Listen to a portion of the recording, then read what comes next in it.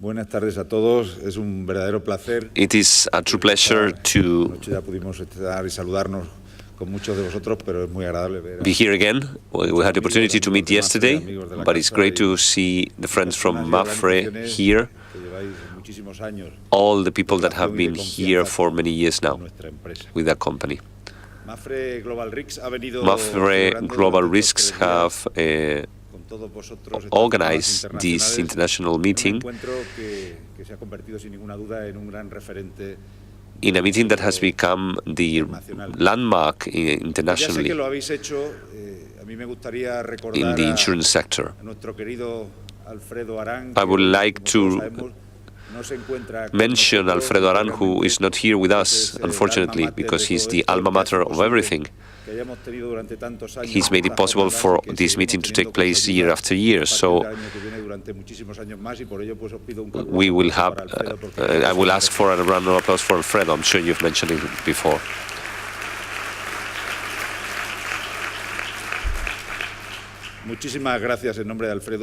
Thank you on behalf of Alfredo. When he knows, he will be thrilled. And I, of course, want to congratulate all the organizers led by Eduardo and Marta and many others. But the success is for all of them, and on behalf of all of them, I want to thank you for the effort and the affection and everything. From the logistic point of view and from the content point of view, this has been a spectacular meeting. You are more than 500 professionals from all over the world who have been here discussing on the risks that the insurance industry faces today. An environment that shows a different phase, because we are facing a difficult situation geopolitically, but at the same time, this represents a series of opportunities, of course. And this is, in the end, one of our big advantages. The way to see the advantages is our must. We've had two parallel blocks. On the one hand, the presentations that are devoted to insurance and security, and in the agenda, of course, we include cyber risks, global companies, drones, the civil aviation model, etc. Ignacio Baeza mentioned the importance of acknowledging the big risks that insurance companies have to face. We have to be reliable when providing solutions, so that we can offer the solutions that you demand. But we have to get used to the new environment that we will face. The world is facing a very interesting situation, but the reality is quite complex.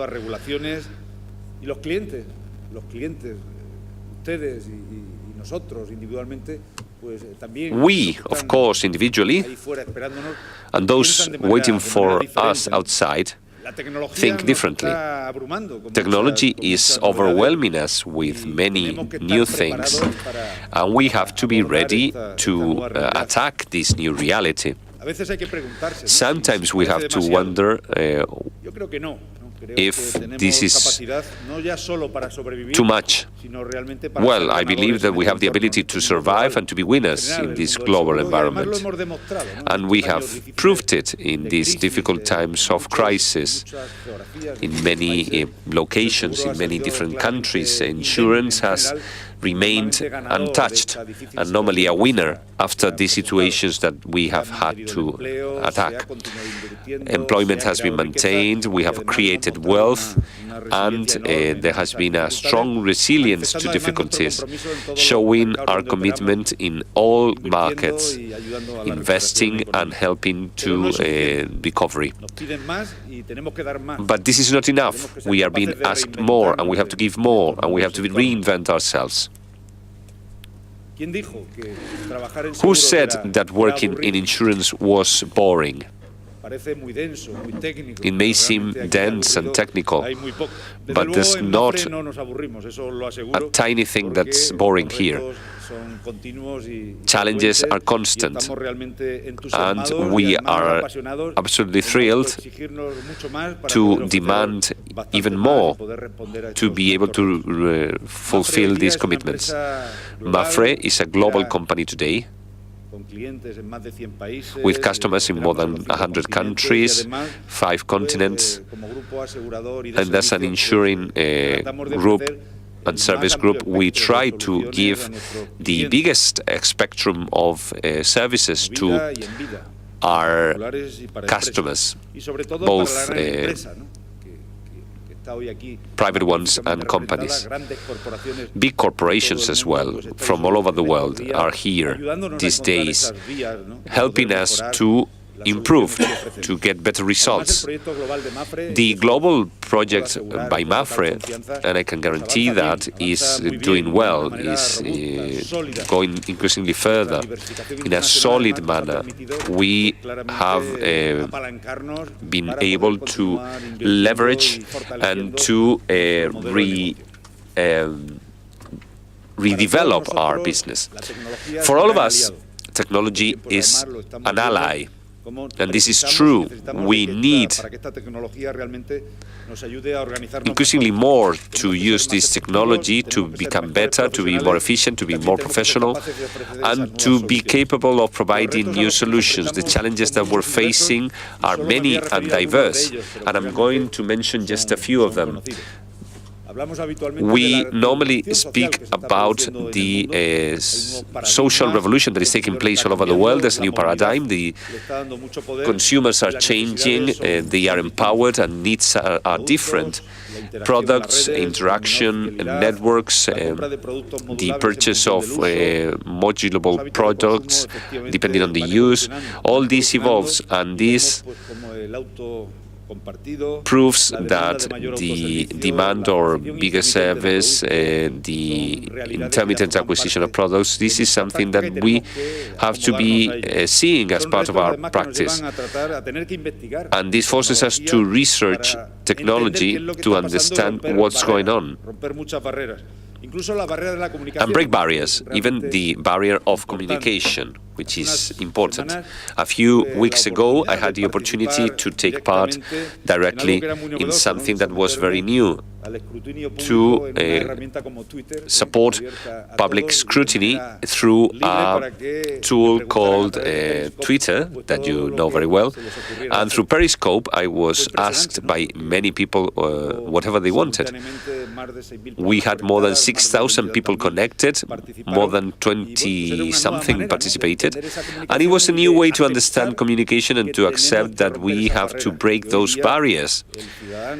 Today, consumers, customers in general, anybody may have the right to ask, and we have to be capable of breaking those barriers, to break those generational barriers that are established.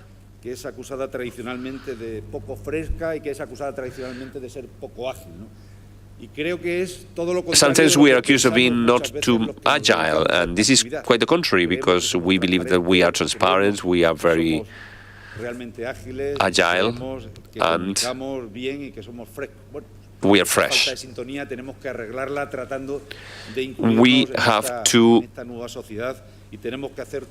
realize that we need to carry out a strong effort to communicate what's important, which is our activity, and the strength that it entails for the future development, both in the social sphere and in the economic sphere in our countries. The second challenge that we have to face is the one of intruders and new players. We're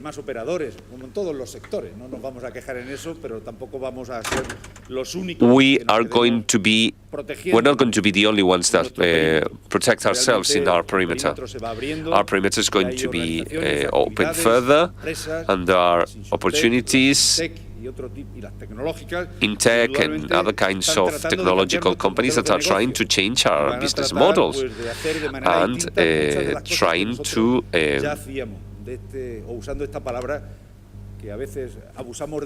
use a word that is being abused traditionally.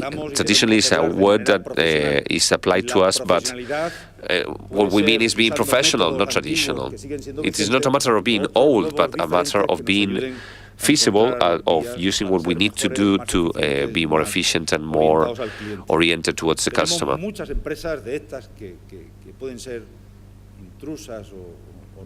These intruding intruders or new players are legitimately endowed by the option to do that, and rules have to be the same for everyone.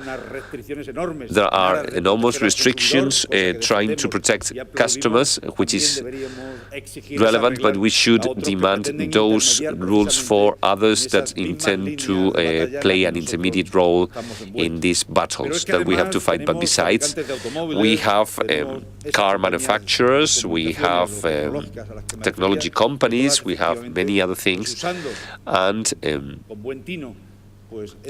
using these technologies and the use of information, of data, they're going to work. And since they're going to work in these areas, the most prudent thing to do is to try and get on well with them. And we have to become allies, and we have to use the best thing they can. The third challenge would be new trends. The new trends of being miserable. The new trends of being valuable for the business models. The autonomous vehicle, the connected vehicles, intelligent cars, the risks that you have dealt with, big data, all these elements are essential. In the Twitter forum that I mentioned earlier, I was asked about what would happen to us if the forecasts would be true, that autonomous vehicles would be capable of reducing accidents to almost zero. And my reaction to the Twitter fan was, I wish that was the case. I wish that human society would be capable of eliminating certain things, such as some diseases that we have managed to eradicate. Hopefully, we will be able as well to get rid of one of the big causes of society today. Insurance companies will find, no doubt, other aspects that we can insure and that we can work with. So hopefully this will be the case. But however, in the meantime, and I think that this is going to take some time, we will have some space there for help, for contribution to the possibility of getting to their destination. And this is going to be seen, obviously, in the next few years.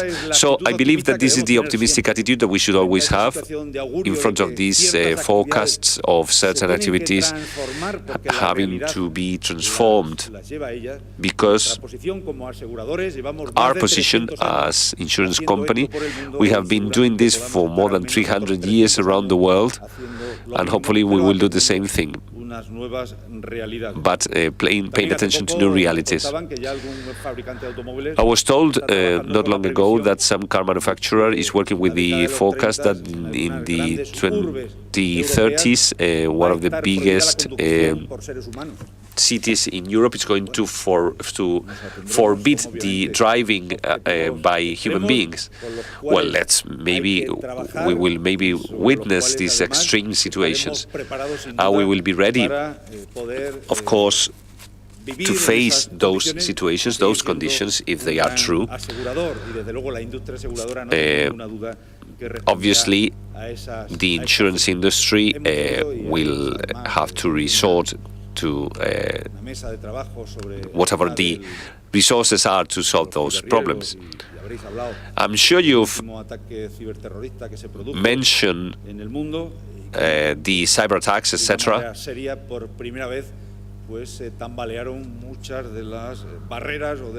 And many barriers were broken. The weaknesses were revealed. This is only a warning sign.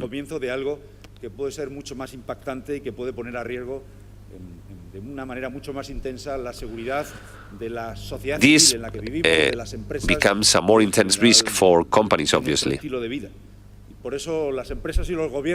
Companies and governments have to work together to fight at a world scale.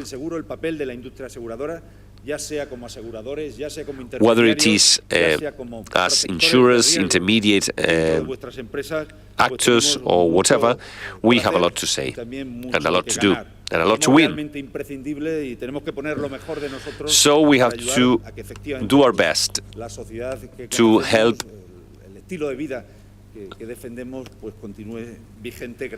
achieve our results in the insurance industry. And then, of course, we have the topic of data management. An element that is becoming more critical in companies is that we are being analyzed, researched, and surveyed, and probably spied. If we can do something right in the insurance sector, is work with data. But we have to be ready for a scenario in which this can be essential for our activities, and this is something that we are working in. This is going to evolve, the mechanisms and the protections for these are going to develop further. And we will have to work in a different manner. So sophistication in analysis will be essential. This is a challenge that we have to meet. And now we're going to talk about what you know very well, which is risk protection. Let's talk about the relation between ensuring and protecting.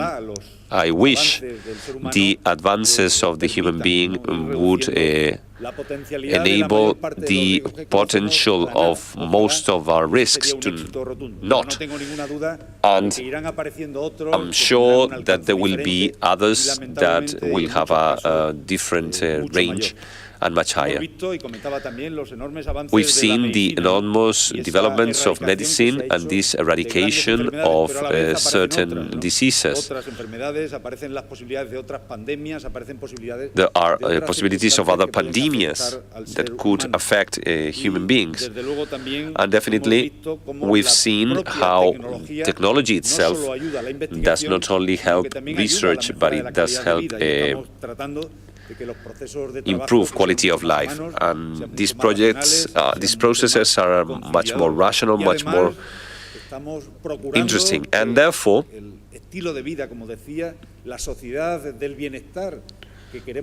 our way of life, the welfare society will develop further, and new generations will have the ability to at least have the same conditions that we are having at the moment.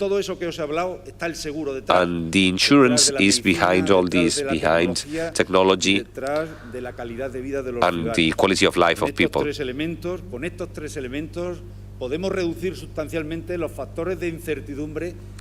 We can therefore correct the uncertainty factors affecting our society in as much as the possibility of the lack of protection that could be felt by citizens if we do our work well. And this is where we become strong, so we can guarantee our feasibility for the next 300 years at least. But unfortunately, there's no perfect society. There will be increasingly more relevant elements that will affect and condition this model. And even the industry is not ready to solve that. Your companies, our own ones, we know what we know well. And we do work on hypotheses and scenarios that could be foreseen or anticipated. But there are others which are unknown and that we can only think about with a certain hypothesis and with a certain degree of failure. We have to be ready as citizens. We have to be ready as citizens because we have to be ready to have our environment, our social environment protected. But also we have to see it as people that are an interest group within this social need. We manage activities that with its success will help this social and economic development, and at the same time we become risk agents in as much as we protect, we can unprotect. If we're not capable of covering all the areas in which our activity or whatever the activity is covered, if we don't do it, we will risk the whole of society. We need that society it becomes a true reality in as much as quality of life. We have to protect coexistence because it could be a risk for our model. So that's why the mixture between the need to protect human assets and material assets, and also being sure that we will be able to reach as comfortably as we would like, this is essentially a big challenge. Besides, as professionals, that we all are in protection, we are demanded an additional skill. We have tools, we have knowledge, and we have availability to be able to do that. So we have to be capable of assuming an additional role, because we're needed to use it in our own benefit and to play a solidarity role. This helps our activity, but it helps having more security. And, of course, we will have obstacles and problems that are generated by human beings that will threaten this. Some of them are born, they are disseminated and they die. Insuring activity is very social. It is the most social activity probably that we can find, and one of the most beautiful ones. We secure protection, tranquility and security. And we will always be together with those who need us. We are like priests, but we are there because we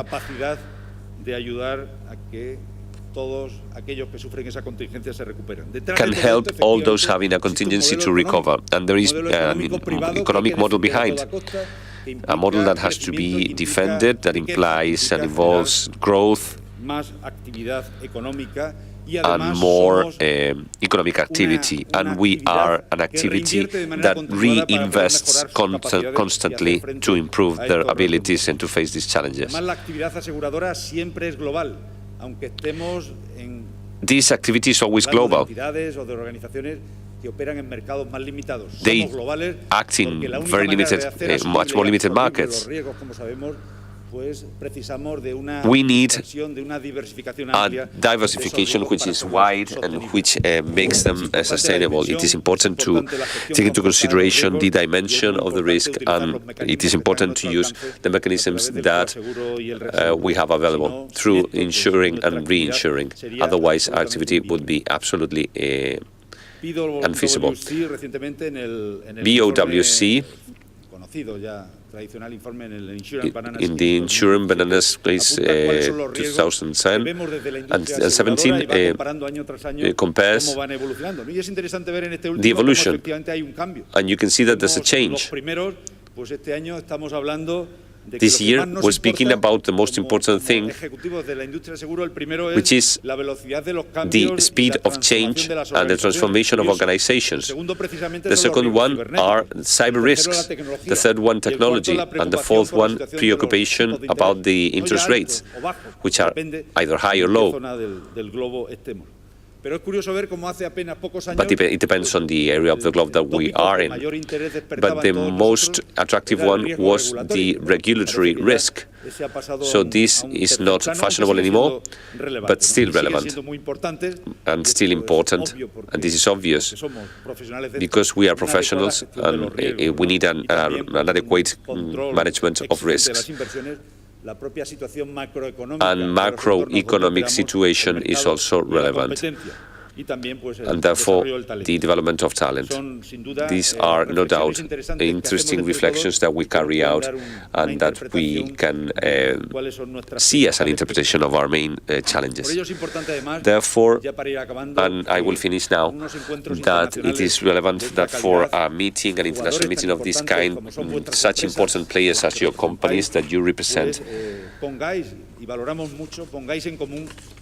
have in common the knowledge, the skills, and you also have to take into consideration that sometimes we compete. And this generosity and this solidarity in our activity makes it possible for us, even being competitors, to share our own best experiences.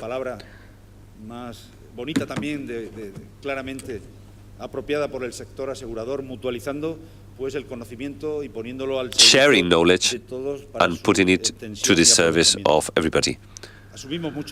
We assume many risks, we face them, but the industry is dynamic and innovating and can be adapted. And we find solutions for almost everything. Sometimes we lack knowledge, sometimes we lack experience, and we need experience for that. And the environment in which we live is a wonderful activity. It's great to hear you and to see how you put your experience to the service of others to improve together. And the joint improvement of the industry helps everybody as players to improve. Hopefully, in 2 years' time, you will be here again in this meeting, and we will be able to share the best of our work here. This has taken place in the beautiful city of Granada that you already knew. For those of you who didn't know it, I'm sure you're impressed. The people, the city, among these old walls of this city that was first Iberian, then Roman, then, of course, Arab, in the Muslim Nasrid times. So you can see how brilliant, how wonderful this city is.